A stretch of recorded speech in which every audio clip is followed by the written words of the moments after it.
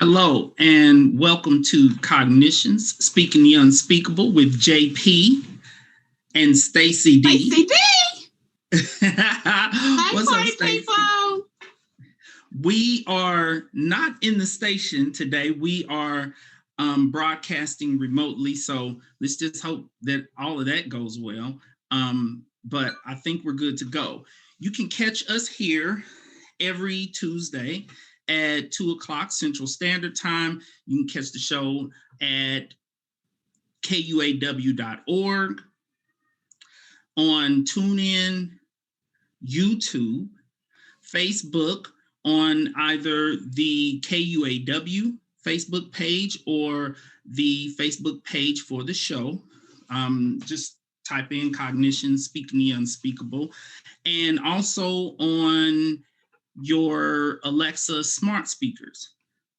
Well, that is if your Alexa works better than my Alexa. My Alexa,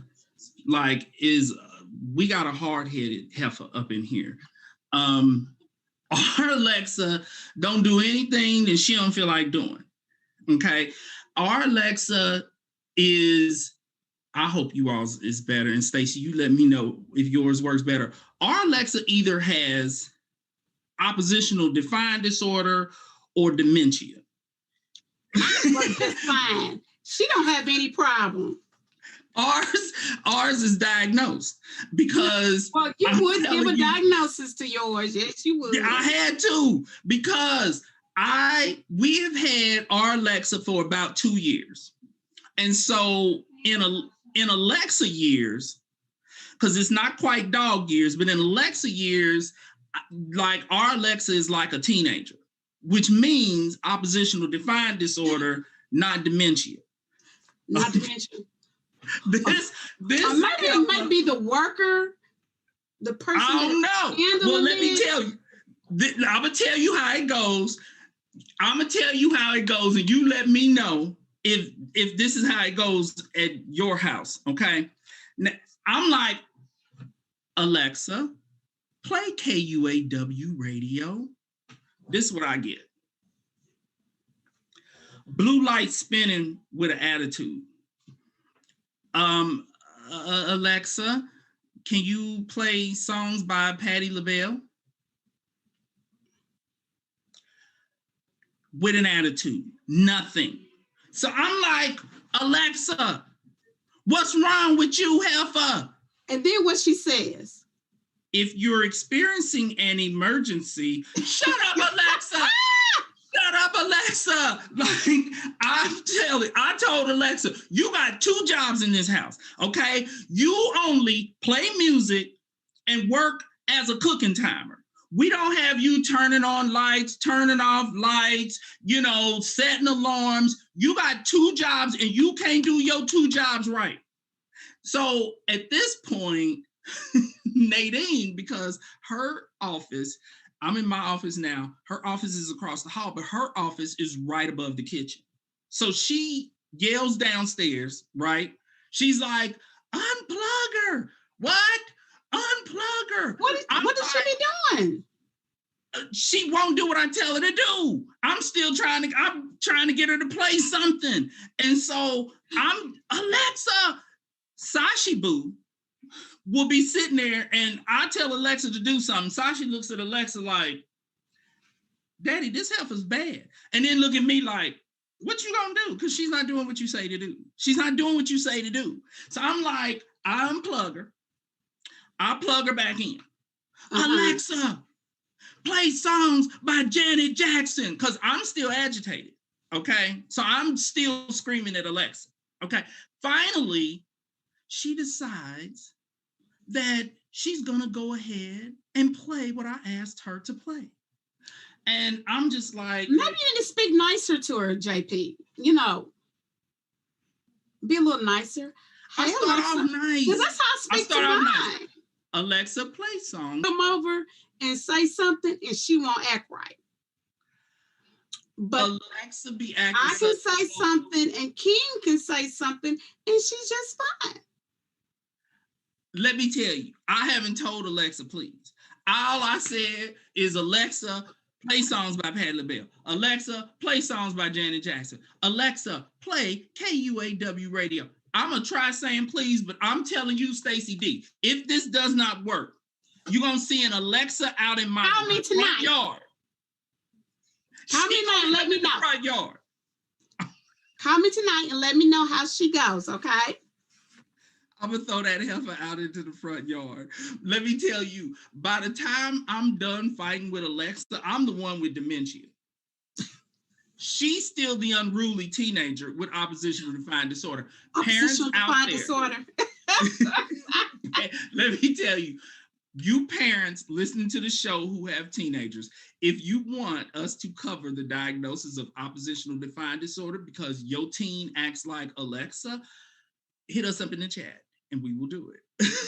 Most definitely. I got an unruly teenager up in here. Yes, all right, Stacy D, what's going on in your world, Stacy D? Okay, well, not nothing really going on in my world, but I have okay, so last week we discussed aggressively stupid. I think we got to bring that back for this topic that I have. Somebody's guilty. Somebody. Bing, bing, bing, bing, bing. She sure is. So, we as women, we love doing things with our hair. I'm on the internet. No, I was up late night because, I don't sleep well. And it was on Entertainment Tonight, they were talking about a young lady who used Gorilla Glue on her hair instead of using Got to Be glue because she didn't have anything else because she said it read it's all purpose. Okay.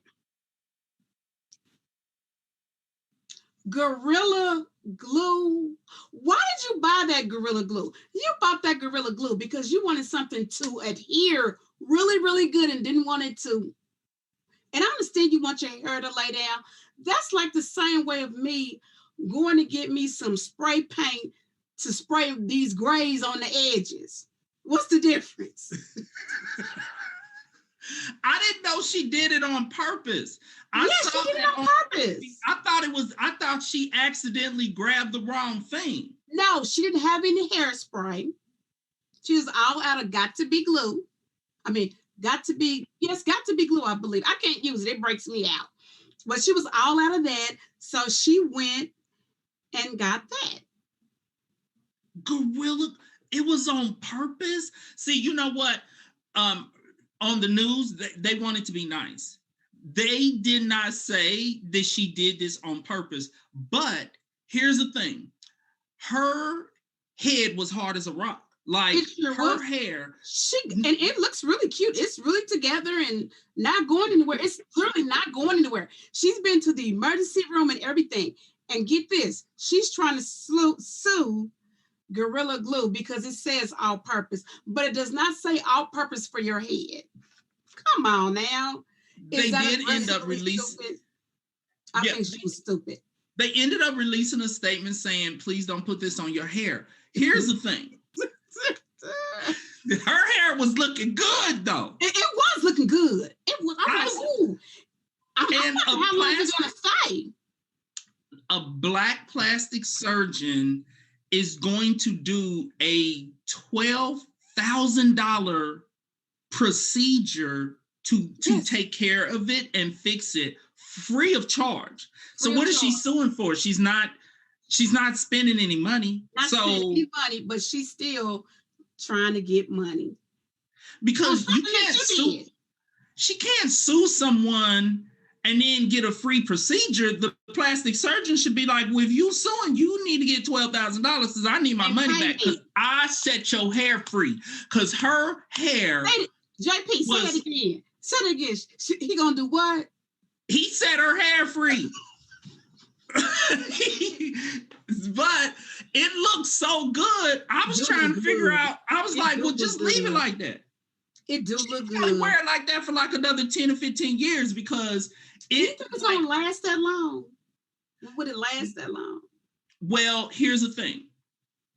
It sat into her scalp, which should prevent new growth from taking place. She got a hairdo for life.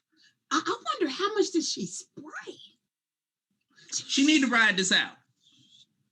She need to ride it out. They might make a story about her.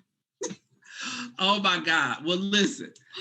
I probably should not laugh at her because I learned a very valuable lesson about a product myself this week.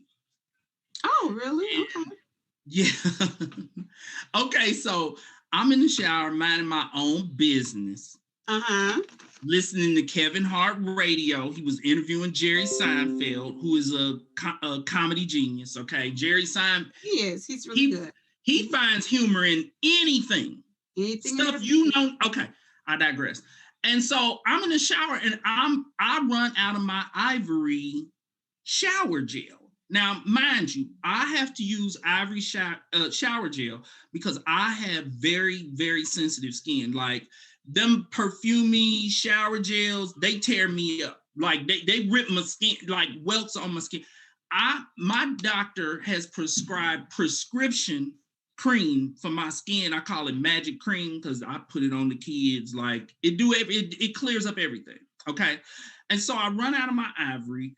I look over and I see that Nadine has some peppermint soap Don't do it in the shower.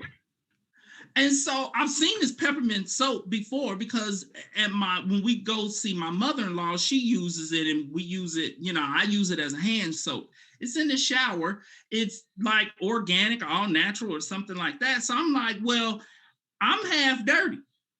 I got to make something happen. So I get my scrunchie in. I put the peppermint soap on there. It's smelling all good. It's smelling so good, Stacy D. And so I'm handling all my business, okay? Well, apparently, when peppermint hits certain parts of your body, it causes a cooling reaction. And then what's the next reaction? Well, it started off as a pleasant sensation. Mm-hmm. The problem is it kept cooling and kept cooling. My personals was in Antarctica messing with this, okay? Then my armpits got real cool. And here's the thing, I got very sensitive armpits too, okay? Like I cannot use regular deodorant. I can only use antiperspirant. If I use regular deodorant, it'll rip a layer of skin off my armpits, okay? So at this point, I'm getting very nervous because I'm thinking I'm gonna have to go through the whole day's therapy sessions with my arms up like this because my pits are burnt up. And my magic cream cannot help with no armpits. This soap kept cooling and cooling and cooling. I'm scrubbing trying to get it off. Okay, because my personals was in Antarctica while I was still here in Kansas City. This soap kept cooling. After I rinsed it off, I get out the shower, I dry it off, I'm fully dressed. I didn't stop cooling until about 30 minutes after I got out of the shower. So I really can't laugh about Gorilla Glue lady because like I put peppermint on. So what did you learn from this, JP? Peppermint will hurt you. Peppermint is too cold for some parts of the body. Stacy D, do not. Okay, we're gonna move on from the peppermint with JP. Yeah, we gotta go. Give me a headline, JP. Give me a headline. No okay, this is what's going on in the news. They started the trial for Trump in front of the Senate. True. They are killing it.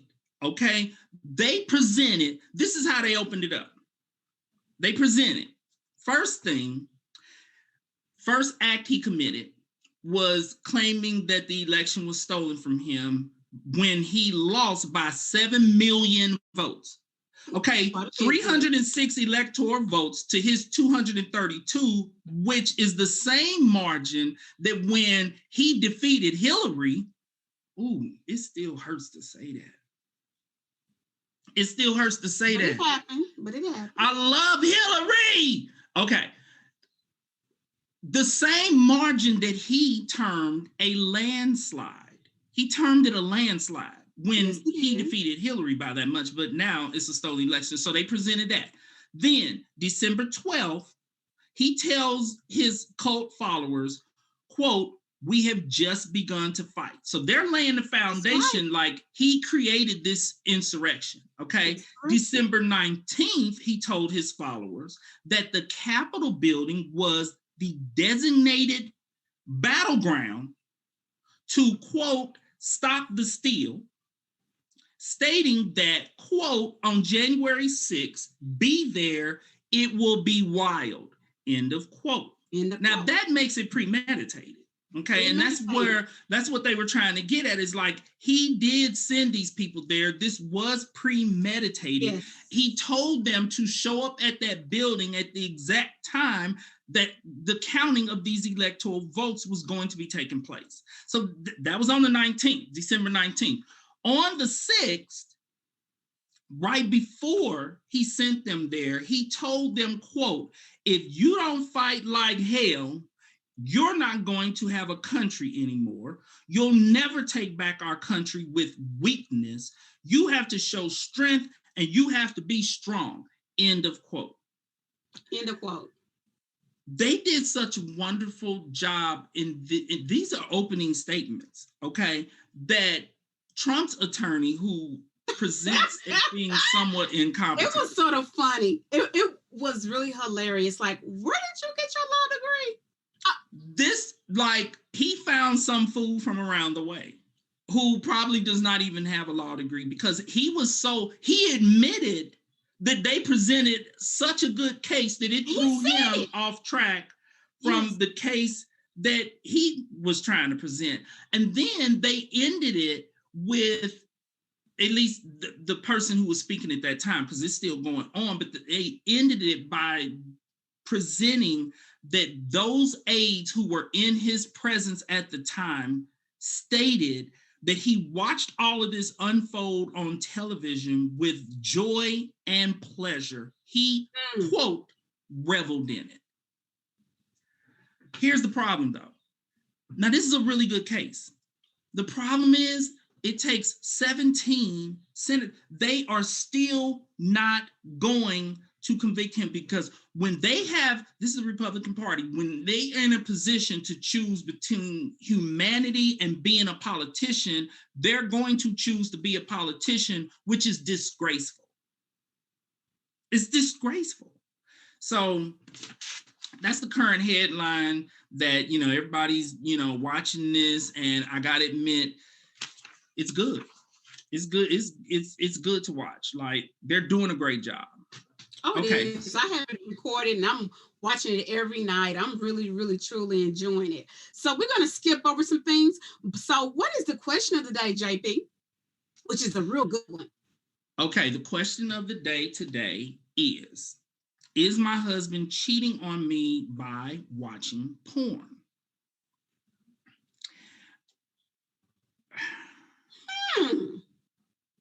Here's the thing. I actually have assigned porn to some couples who come to therapy. Under these circumstances, I have given the assignment to watch porn when it is a situation where the couple is kind of needing to spice some things up a little bit, and they're, they want some ideas.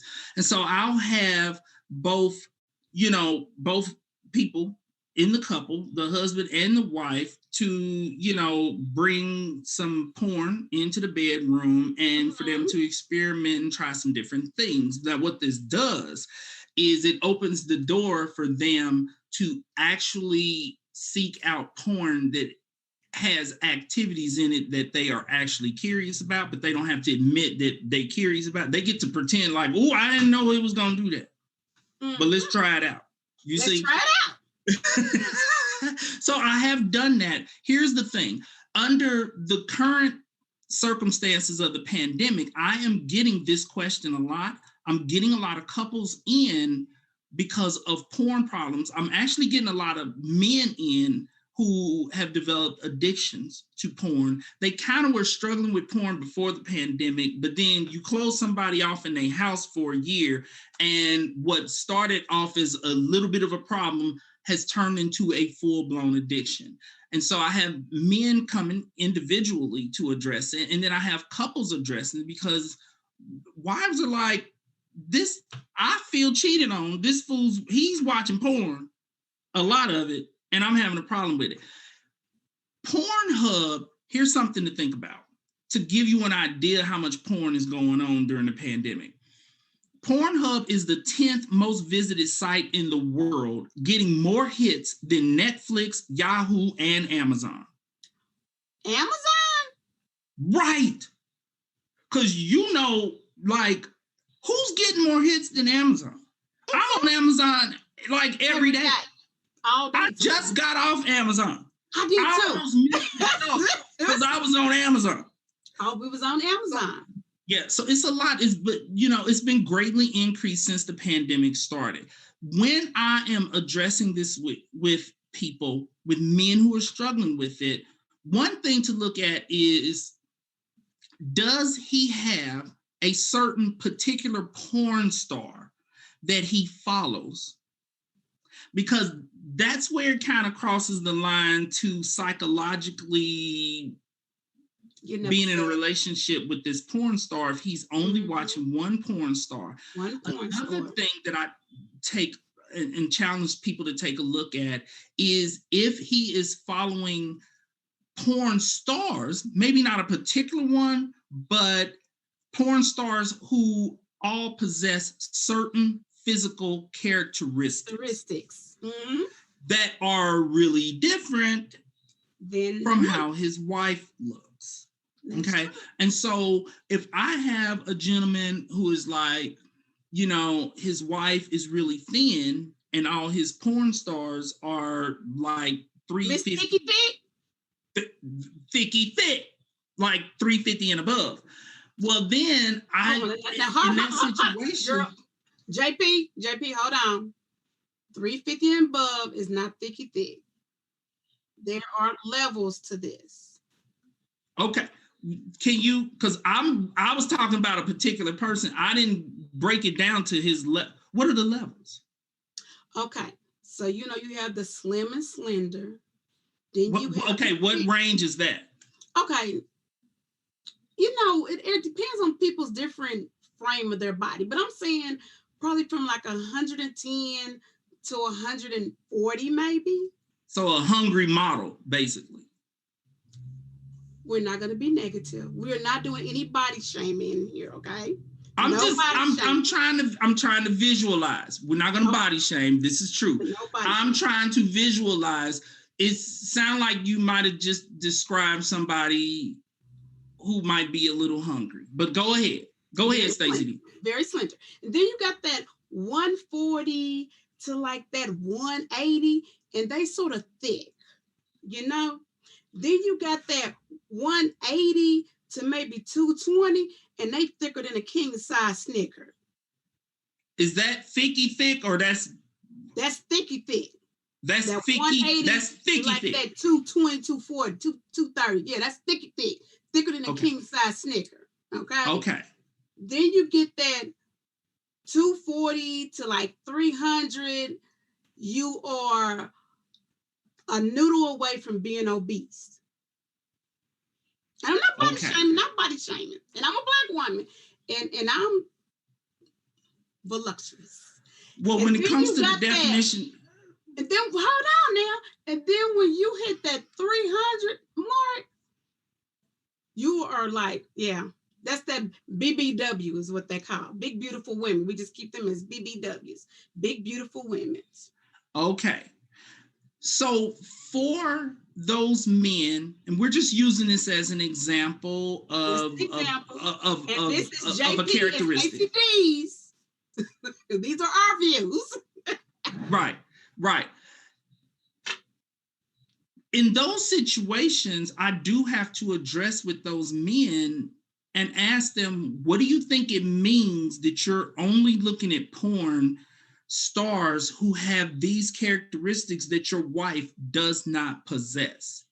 Because in that instance, it's like it's more than just living out a fantasy. And I can understand the wife feeling like it's cheating, it's infidelity, because she's like, I don't look like that.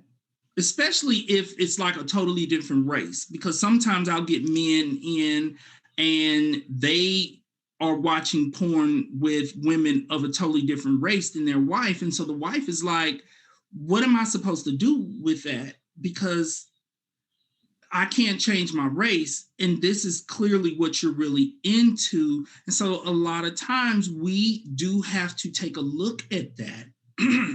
And what I will do is work with those men on, because a lot of times you have to be careful what you expose yourself to, because it can become almost a necessity for your arousal. It's kind of like, if you do your mind, you think about it, it's like erotic asphyxiation. Yes. People who are into erotica and the choking and the whips and the pain of it. Yeah. Once they have exposed themselves to that, it can become almost necessary in order for them to experience a sexual climate. And so when I have men who have been drowning themselves in this porn, and it's to the point a lot of times, and this might be a little surprising for people to think about, but a lot of times it gets to the point where they're no longer having sex with their wives. That's the reason why the wives feel cheated on, because you'll have the wife who's laid up in the bed butt naked, like, come get some of this. And then you have the husband or the boyfriend, he's in the living room masturbating to porn, and she's not doing it for him anymore. But he has oversaturated his brain with the image of the particular porn star or that group of porn stars possessing those certain characteristics. And then he gets back there to her and she's not doing it. And so in those instances, what I do is have those men to gradually ease away from that particular porn star or type of porn stars and gradually ease his way back to those images that are closer in characteristics to his wife. All of this is a part of trying to basically wean the person all the way off the porn. And usually what I respect about men who have become addicted to porn, by the time they get to therapy, they're like, I want to be off of porn. Like I want to be done with it. I'm not trying to control it. I want to be done with it. And so we work on that process.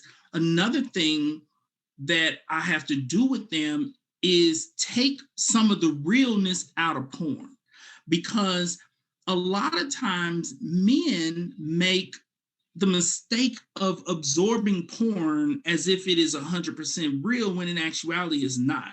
A porn scene that lasts 30 minutes could have taken all day for them to shoot. All day long. Cut. They're Go cutting. Get you a sandwich, get you something to drink. Take a break. Yes. And that's what I have to help them to see, because a part of the excitement of it is they're thinking this is how real sex is. And the wife can't compete with that. She's like, well, I am not a porn star. Okay. And so I have to help them to see that half the time the porn stars are not what you are seeing. By the time it's retouched and all the blemishes are removed, and hold on, JP, the more expensive movies, because some of the other ones you see all the cigarette marks, burns, and everything on them. Yeah, some of them are really bad. Okay, well, I ain't talking about those. No, we're gonna talk about I'm not talking about those. And so the upper budget ones, not the lower budget ones. Yes. Right. Porn is so accessible. Why is anybody watching low budget porn anyway? Like you can see it's still any there. You can see any porn and they're not paying for porn. But I have to explain to them, this looks like it was seamless, and this was incredible 30, 45 minutes, an hour. They spent all day taking it, filming that. They've retouched it, they've cut it, they split it. The guy, he looks like he just went all that time. Truth of the matter, not necessarily the case. They use certain, numbing agents to prolong things. Mm-hmm. And so just helping them, planting that seed that what you are watching is not real, it's fake, helps them to in the process of disconnecting from it and getting back to real regular sex, which is where their wife lies, and trying to get them back into the bedroom and more intimacy of it. I want to touch on that with you, JP, but we will come back to that after our brief commercial break. We need to take a break. Yes. You are watching JP and Stacy D.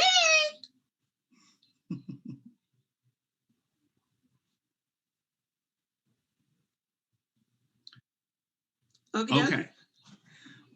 How are we doing with the time? 2:35. It's 2:35. We got 25 minutes.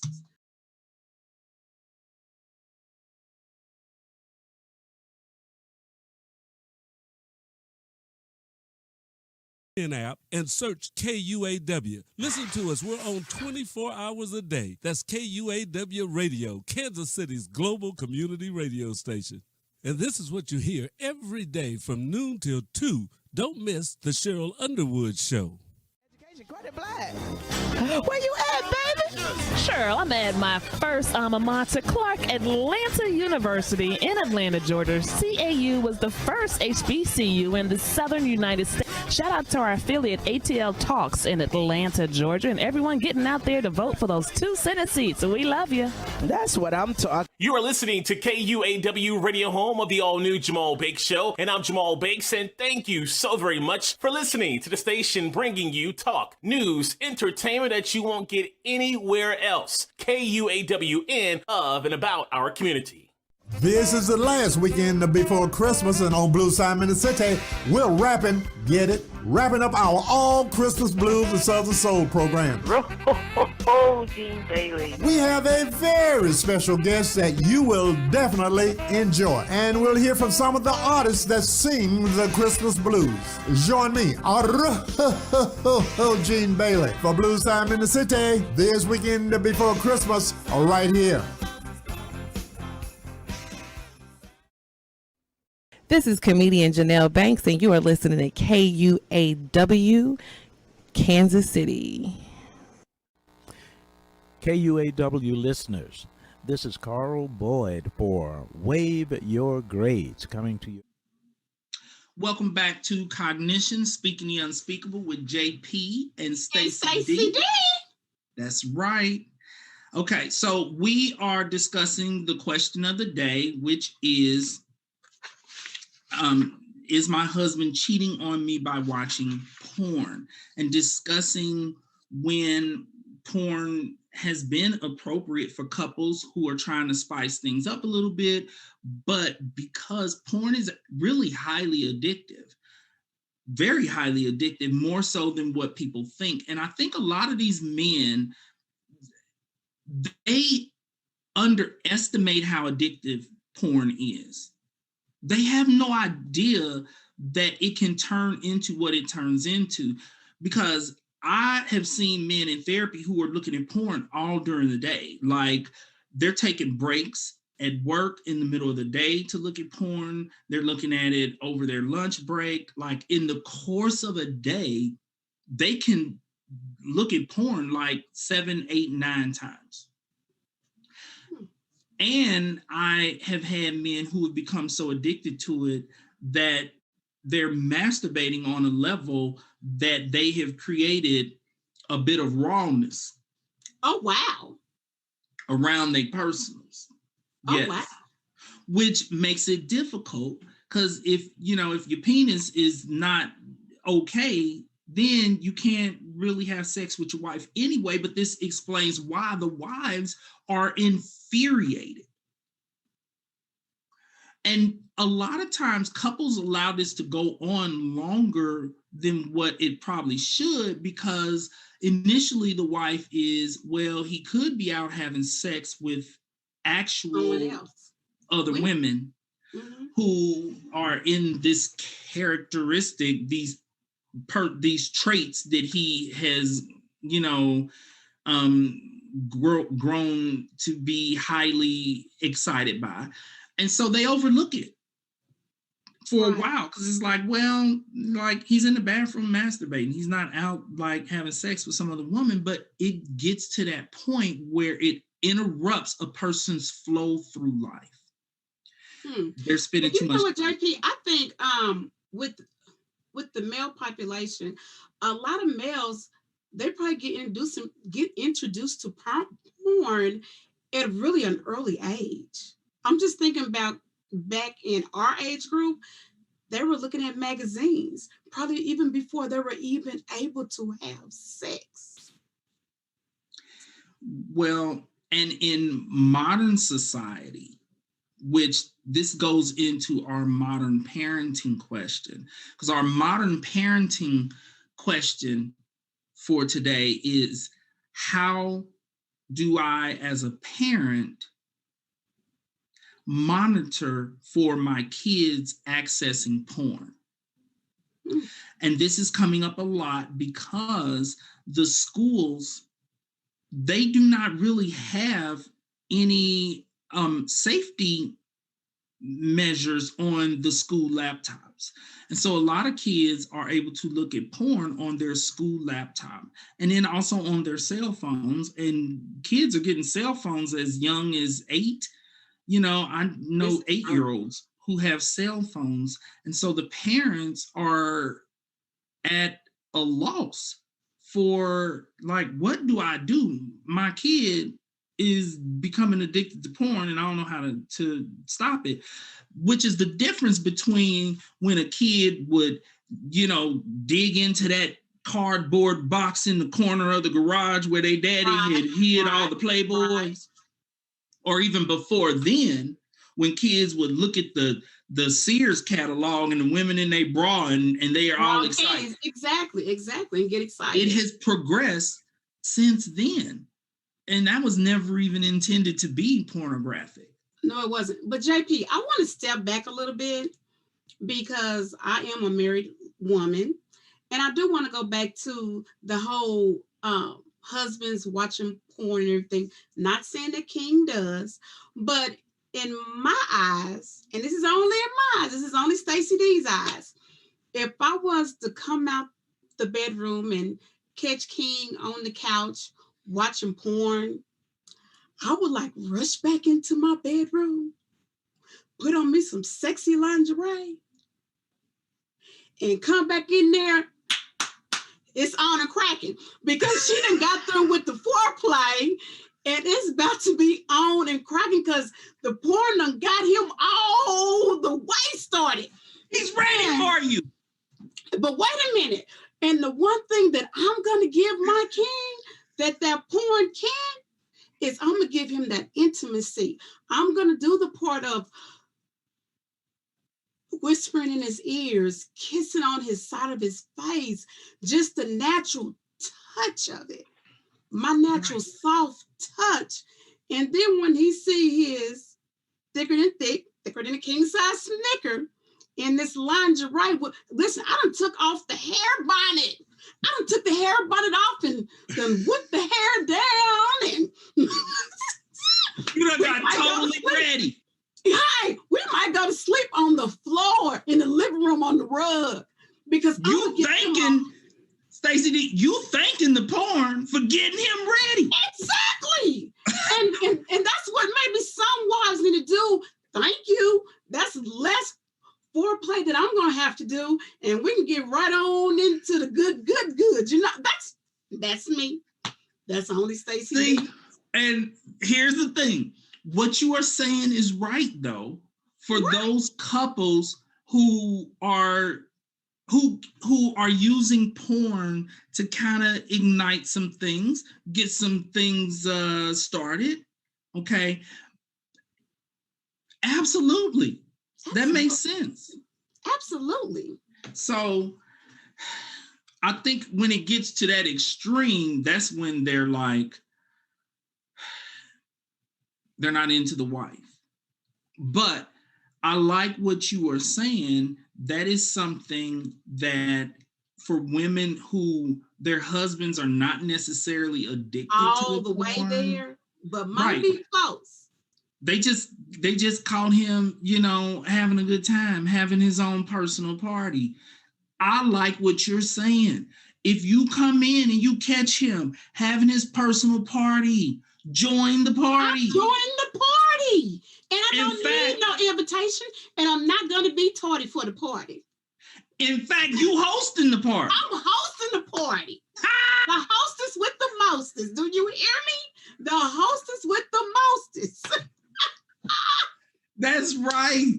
Stacy D. And I'm telling you, and sometimes ladies, when they do the porn, it's really because we are women, we are tired. We're going to work, we're cleaning the house, we're coming home, being your housemaid.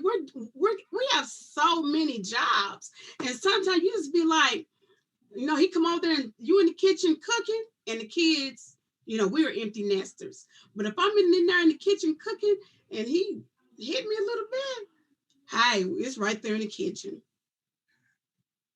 Because you don't get on the stove. When it's time to handle the business, it's time to handle the business. It's time to handle ring, ring, ring. And at that point, you trying to pull a fool away from the porn. So that is something hopefully our listeners will appreciate that perspective on it. Also, like, do not be threatened by the porn in those situations where your husband, he does not have a diagnosable addiction. He's just having a party, which requires some communication on the part of the couple. Like, have some conversations about where are you at with this? Be able to talk about it. Like, where are you at with this? Are you craving it? Is it an addiction? Are you losing your attraction to me? And, discuss where this is at. And if couples would do that early on, it could prevent it from escalating to the point of where it's this extreme addiction. Because what I am talking about that I'm seeing in therapy are those worst case scenarios. Yeah, you might get the worst case scenarios. But if we as wives and girlfriends and stuff, if you don't make yourself, remember to keep your pretty. You got to stay pretty to keep the prize. Now give some examples of that, Stacy D. So let everybody know what you mean when you say keep your pretty. Keep your pretty is like, sometimes it might be cold, like wintertime. Do not put that grandma nightgown on. You might be cold. But put your little a nice nightie on. Like I said, take off the bonnet. If you get your hair done in the morning, take the bonnet off and go to bed, with the hair flowing. Right. Those are extra things. Just how about this? You get in the bed with no clothes. He get in there and be like, oh, baby, you ain't got no clothes on. I know, baby, for you. That's going to ignite something. Yes. That's going to ignite something. That's going to ignite something. And then, wait a minute. The husband doesn't always have to initiate it. Because it is a turn on. Yes, it is. For a lot of men feel this way. It is a turn on when their wife initiates. Initiate it. It's fun. Now, real quick, Stacy D, because you touched on the granny nightgown, I need you to touch on those cotton drawers too, real quick. Tell the ladies about them cotton drawers, whether or not it's okay to wear those when you're trying to get a party started. When you try and get a party started, go ahead on and put the thongs on.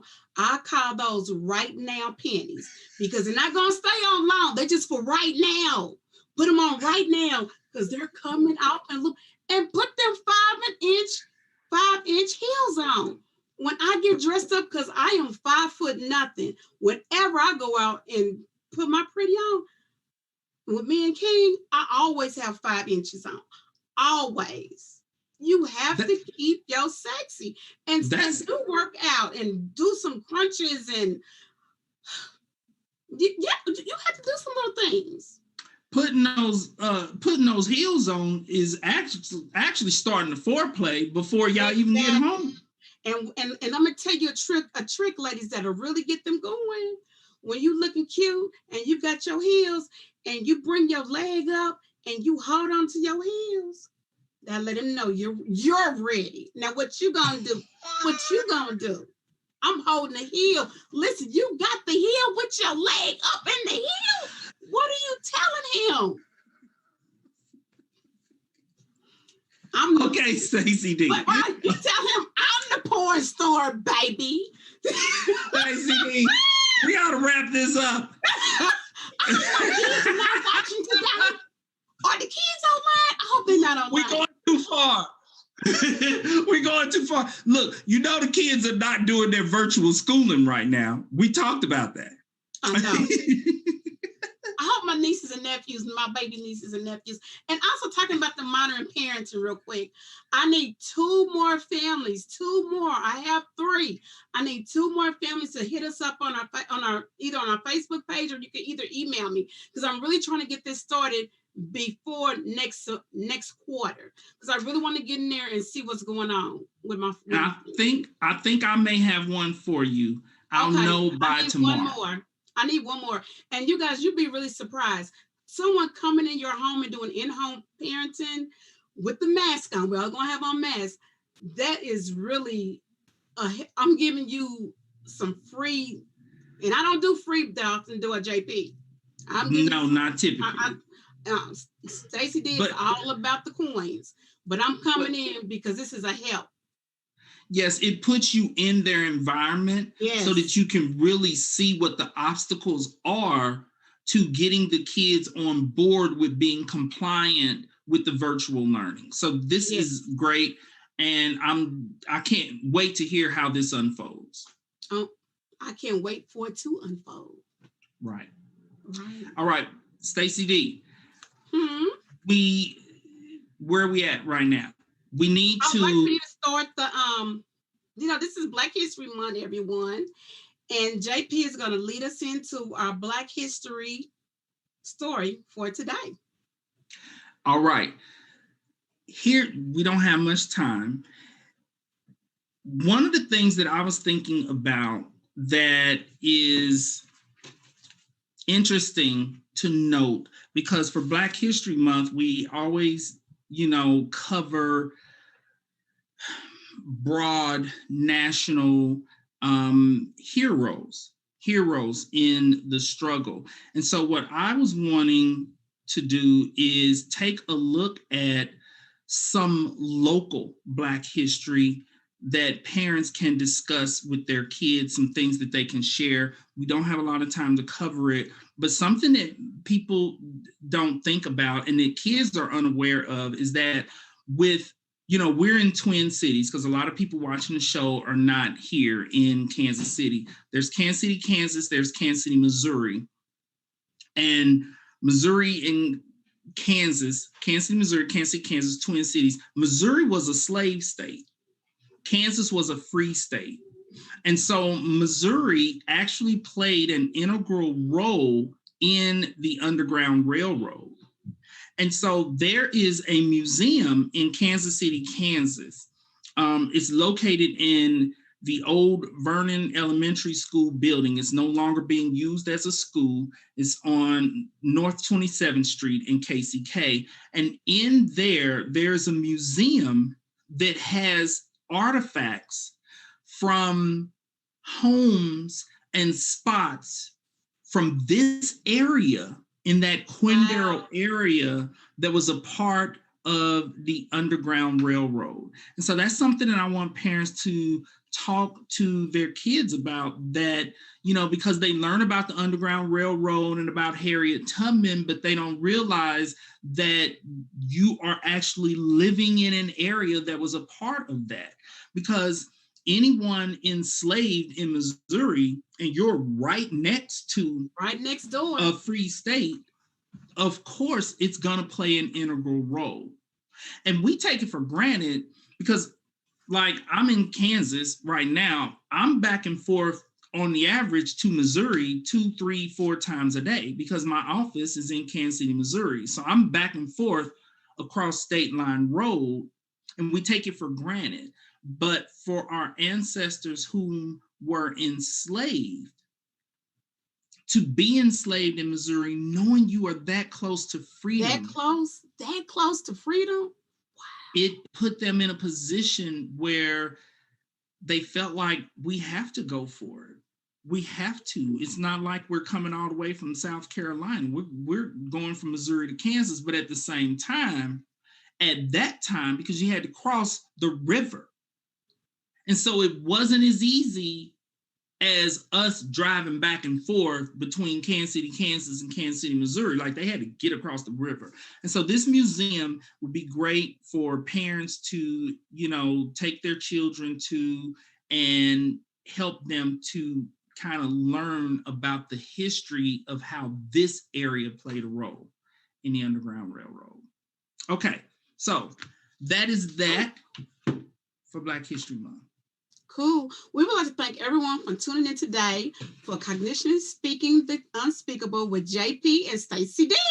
Like us on Facebook. You can also email us for your questions and thoughts to Speaking the Unspeakable 0608@gmail.com. This was really good, JP. I enjoyed today. Yes, as did I.